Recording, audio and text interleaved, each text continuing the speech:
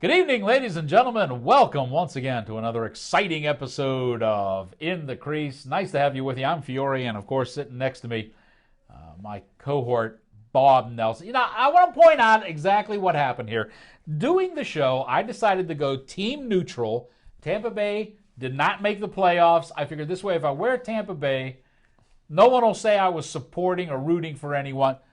You know, and not only does he have to wear the Canadians, but he's got to wear it and sit next to me, right? You know, what? That's not nice. You're not a nice guy. You know what? I just got it out of the dry cleaner. There was a lot of blood on this shirt. Playoff hockey. The Canadians and while we're taping this episode, the Canadians and Ottawa are in the middle of a brouhaha, which reminds me of old-time hockey. Absolutely. And I'm loving it. I'm loving it. The only thing I don't love about it is it's not the Penguin blood on Ottawa's shirt. Because you know what? That was a series I was hoping for. Those damn Bruins screwed up the playoffs again.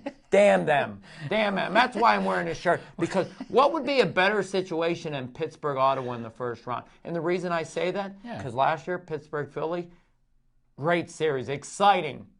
Bloodbath. Everything up and down. The guys couldn't stop a beach ball.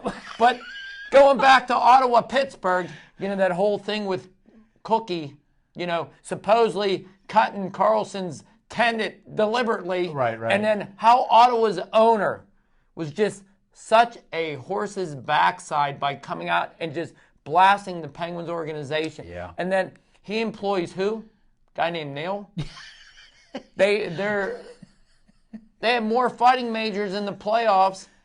What kind of example is this setting for the NHL? This is when the NHL is under the microscope. And this is why Mr. Shanny and Mr. Bettman need to say, hey, Ottawa, practice what you preach. You're talking about goon hockey. What is more goon hockey when you're in the spotlight than what Ottawa-Montreal is? Well, I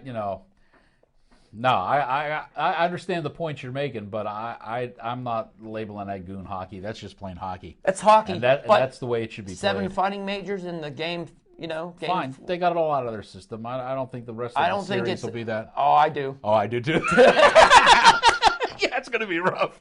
But you know what I mean? Though? Ottawa can't sit there and bitch about everyone else being goony and cheap, and then they go and do it. But double standards. If you remember back to your beloved Broad Street Bullies, they were the same way. No. They'd go on the ice and beat the crap out of everybody, and then Bobby Clark would say, "Oh, those guys cheated. They're not good." Listen, and then they'd come out and we're beat the hell out of gentlemen and everybody. scholars in Philly. Yeah. The thing that I don't like about this series, hey, Giroux's 4 under par. And I've got to be honest with you. As soon as the series started, it started getting rough, culminated in that, what was that, the third game, fourth game, something like that, where it got really crazy.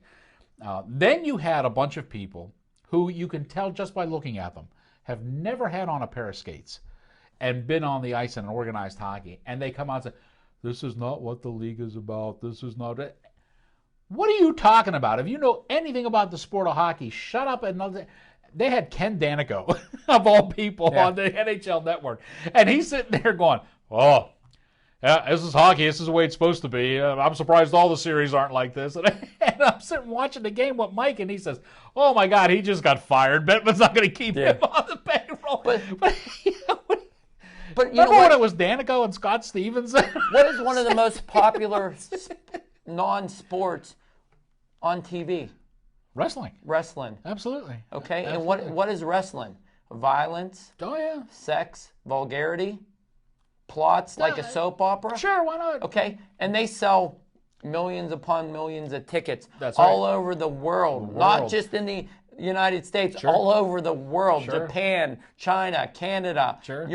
wherever they go, they sell out. Yep. So, okay, maybe hockey's doing this wrong. Maybe instead of them being the good old boy network like NASCAR, maybe they need the bad boy network because you know what? I think you're right. Sex and violence sells. All the time. All the time. And maybe Bettman's... Perfect segue to talking about sex. Did you see what happened in Detroit? Did you, should we go down that road? Oh, wow, that's a loaded gun. Yeah, apparently what happened with the first game in Detroit after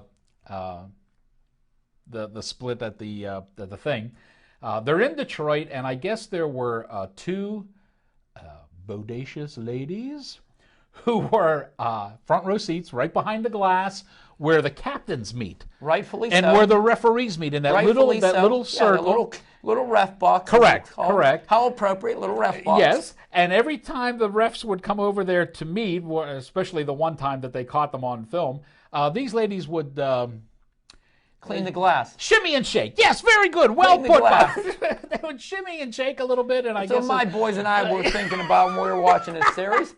Dad, what are they doing? It's called cleaning the glass, son.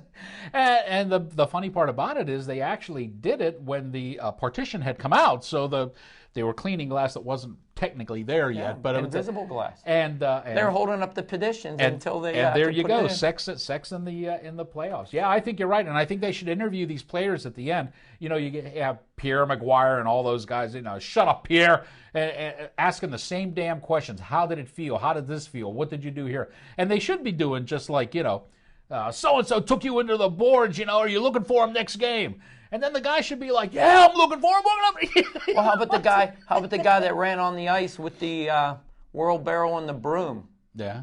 You know, Yeah. I mean, let the guy run around the ice a little bit. Let the players take care of him. Tackle him like, what, Mike Curtis Yeah. did back in the day. Now, there are people at home sitting down going, who in the world is Mike Curtis? You know, he's a linebacker, Colts. Go look it up. Yeah, you'll have a good time. YouTube, that computer internet thing that everyone thought was going to disappear. Yeah. You can use that to Google that Yeah, up. I'm sure you can find them on there somewhere. Here's the amazing thing about the playoffs.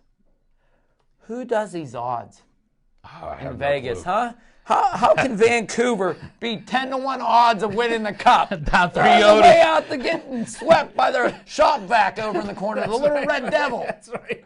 I mean, okay, I see Pittsburgh and Chicago being 6-1 and 5-1. I get that, but you know, you're defending Cup champs 11-1. Yeah. You know, and then how about LA? They're like 12-1. Yeah. You know, and then my polls had Buffalo being 550-1.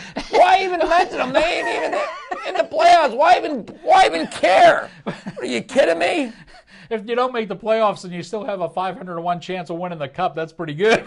But the amazing thing is how well the Islanders have played against Pittsburgh. They're 75-1. And don't they always play well against Pittsburgh?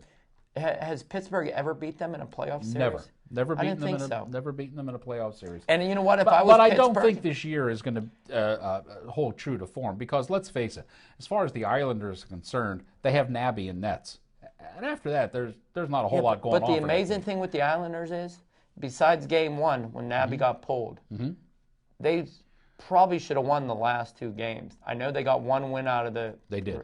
But they probably should have won last game.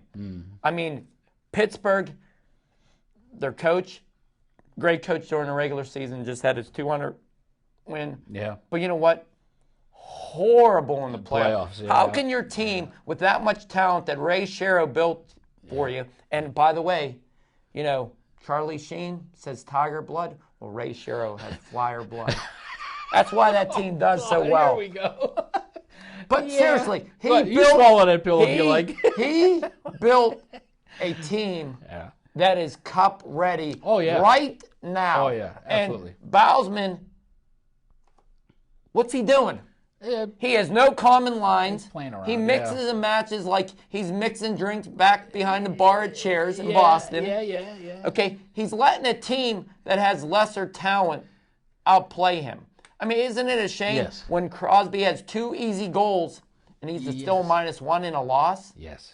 I mean, I'm telling you, the players are looking at Sid saying, hey, we know you can't talk. We know you can't eat solid food. But you know what? You got to carry us because we're just going to sit back and watch you play, get some popcorn and a little sauce there. And we're just going to let Sid run around with his head cut off and win us a first-round series. And you know what? They're getting out-coached. I mean, Fleury has gave up some of the biggest marshmallow goals. For example, I thought I was watching Carrick Davis in goal. Oh, is that brutal? But seriously, has he not gave up some soft goals?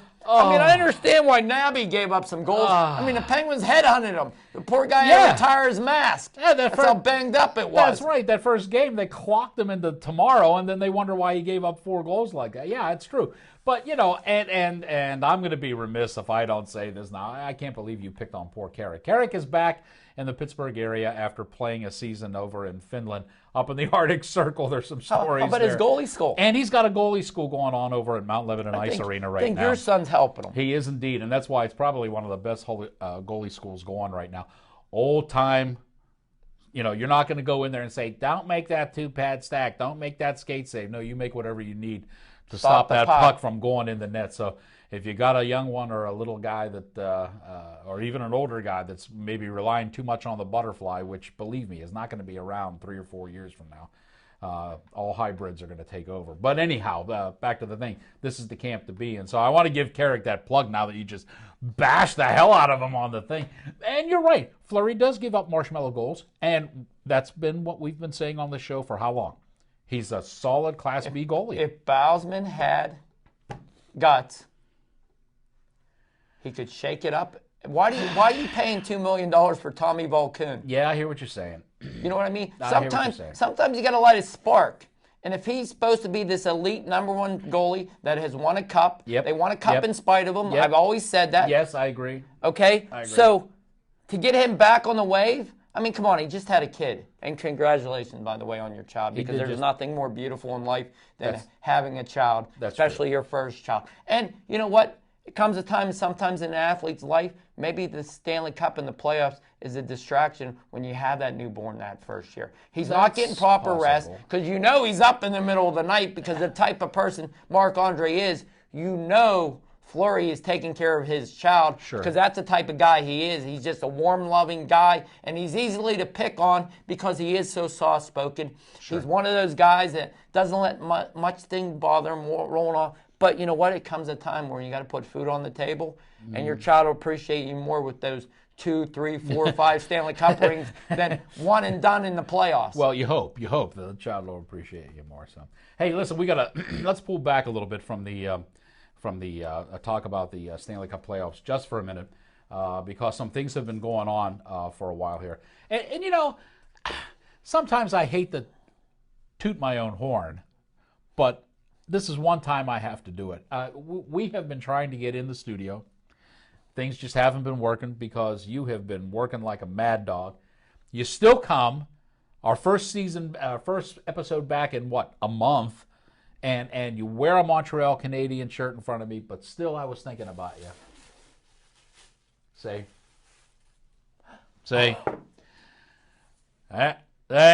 It's more honorful than the Stanley Cup. There you go. If you want to win the Stanley Cup, instead of drinking all that bourbon and beer out of it, you need Mama Salsa, man, because it's in there. That's right.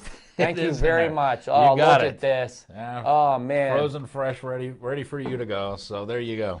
And you don't have to worry about saving it for Flyers games because, hell, they're not going to start up till October. You could save it for the Masters. Yeah. The Flyers are in the Masters right now, you want to do that? That's fine.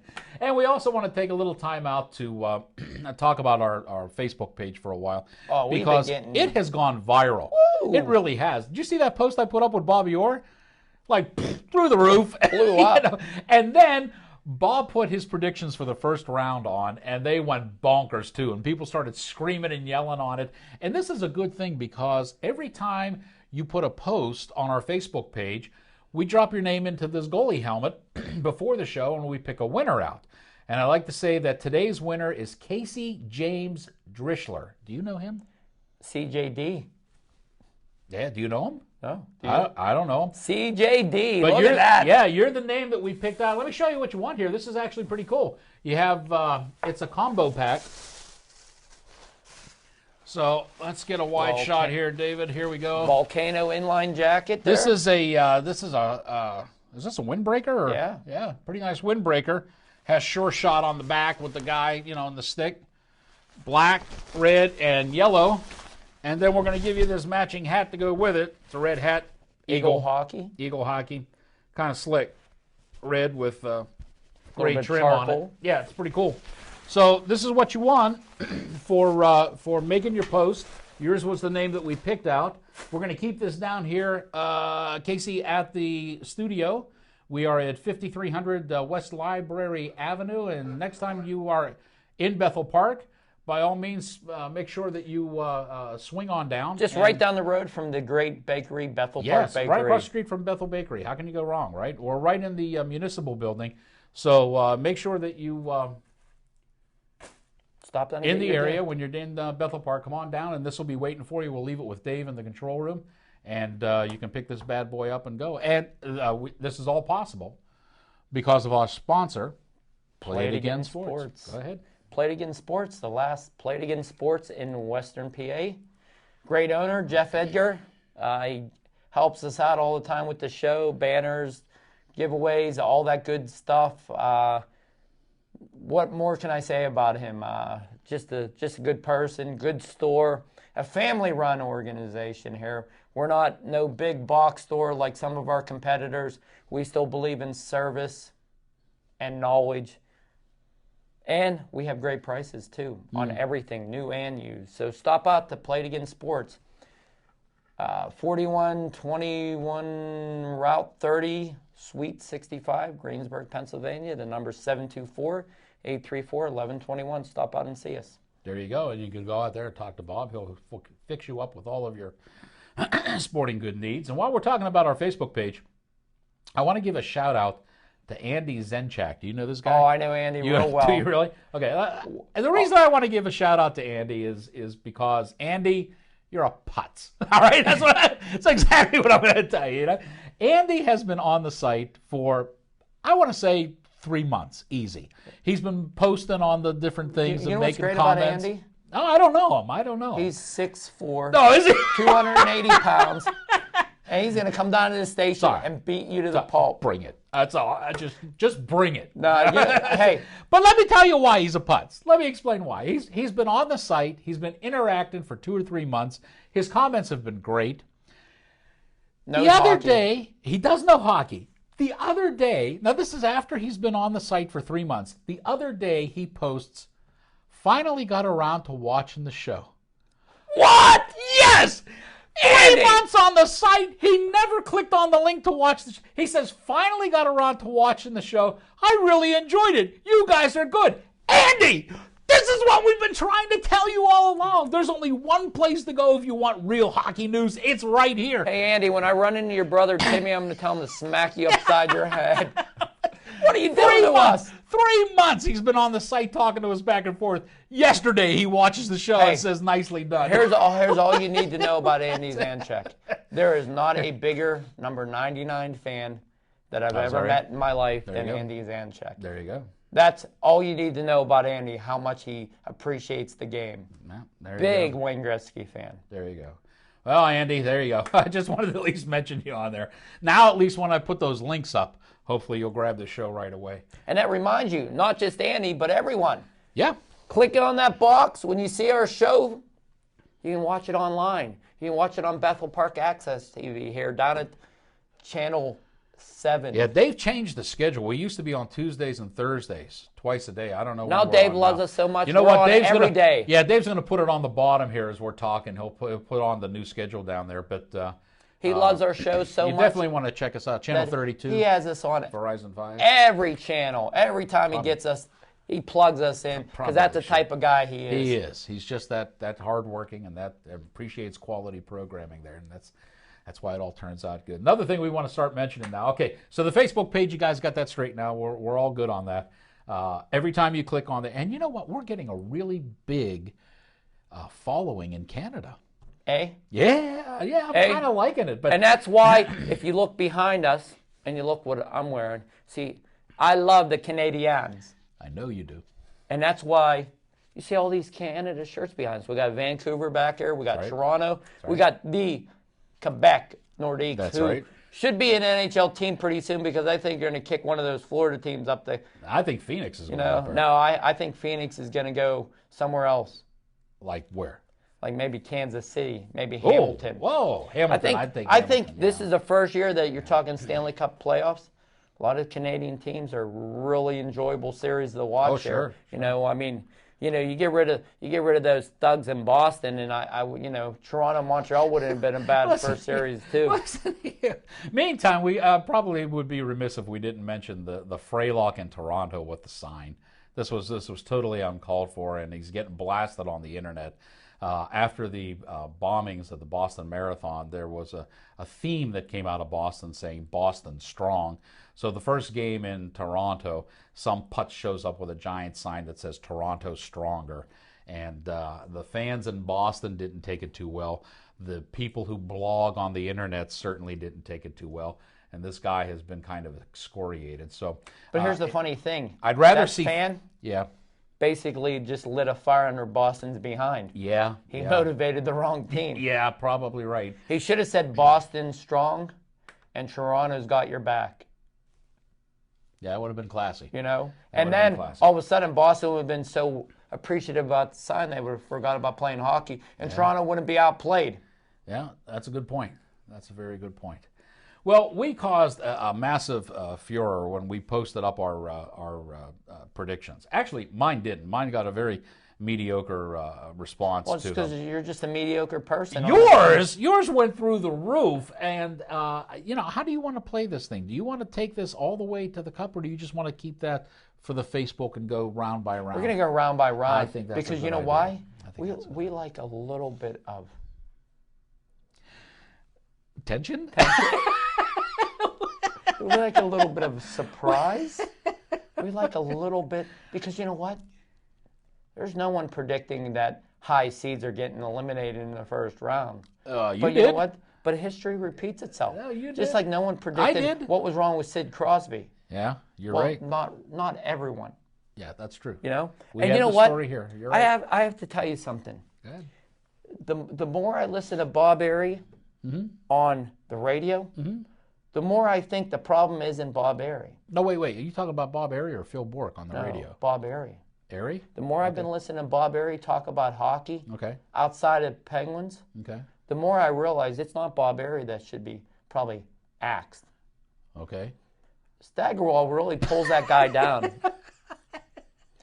He had some very interesting and non-biased points when he's by himself, when he's talking on, like, say, DVE, when he's talking on the Fan, when he's talking on the X. He has some very good points this week he's mentioned. Really hammering the Penguins, really being honest, reporting. Yeah. But when he's on that TV show, when he's on Roots, and he's getting paid by the Penguins, man, he is a totally different person. Yeah. And it's really making him look not two-faced, but it's really pulling him down. Well, they can't let him talk the way he can on some of these other outlets simply because of the way the structure's set up, the way the Pens operate. If you talk bad about the Pens, you're excluded from everything. But when you see the game, yeah, don't sugarcoat it. And you shouldn't, but they have to. That's the organization. But it caught me off guard, because I was Why do you think he made some sense? Why do you think, with all the quality announcers you have, and I mean, you even have Mike Lang over on radio, why would you make Staggy your main TV man? He's a company man. Here, let me get that off your nose. Has been since he's been in their PR department. So I mean, he came from the PR department. What do you expect him to do? But no, I don't. I couldn't agree with you more. Together they're the worst announcing team in the league. And I still got to give kudos to Mike Emmerich, because he's doing a yeoman job. And Doc. Him as an announcer is the only guy that could beat us out. Doc Emmerich, what one of his true loves is? What his favorite baseball team is? Tell me. The Pittsburgh Pirates. Did you know that? Because they don't win? I don't know. He just fell in love with the Pittsburgh Pirates as a young lad. Yeah. And he said if he wasn't announcing hockey, one of his dream jobs would be being to go for the Pirates broadcaster. Well, see, Mike Lang had that same dream. So Mike Lang did do it for a year yes, with KBL. he did, and he loved it. He absolutely loved it. Very he good said that at when it he too. was on a show. Yeah, very good at it. Absolutely. Let's get back to hockey before we in our closing minutes here.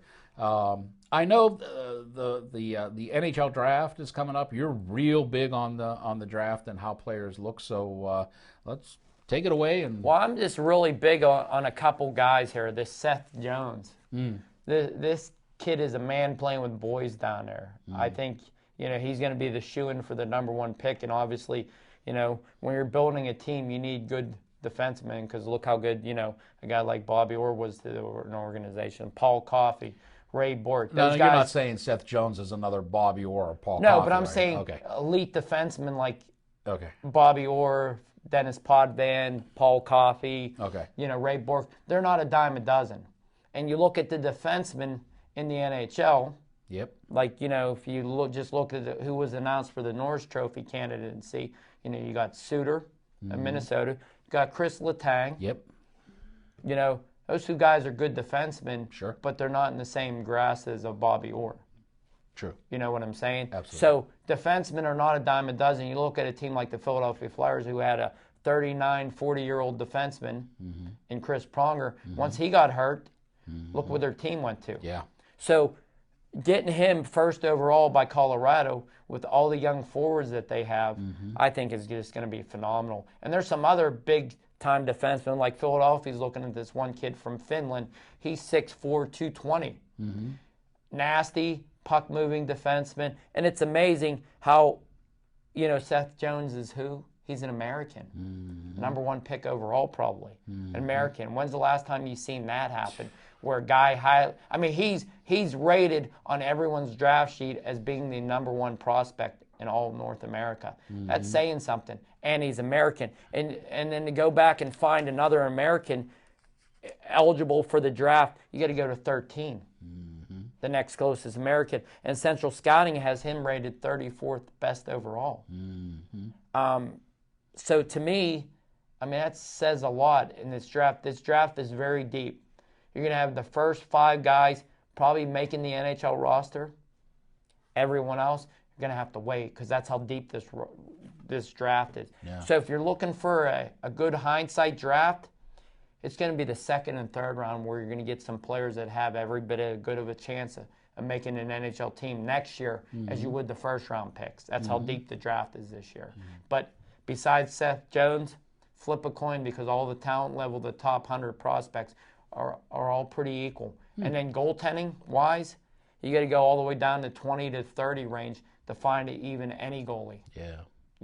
And then PK Subban's little brother, who's a defenseman, he's like in the 60 prospects, and he might be a steal. Well, his other brother's with a goalie with Boston. Boston, correct. Yeah. And we probably should mention, too, we have about 2 minutes left in the show. I want to mention that the Calder Trophy, Rookie Trophy, was announced, and Brandon Saad made the final list with Chicago. Brandon played against my son Gabe when they were on travel teams. And what chance do you think he has of winning it? Oh, as good as anybody else. The other 2 guys are Brendan Gallagher from Montreal and John Huberdeau from Florida. So I think Gallagher Panthers. is going to win it. Sure.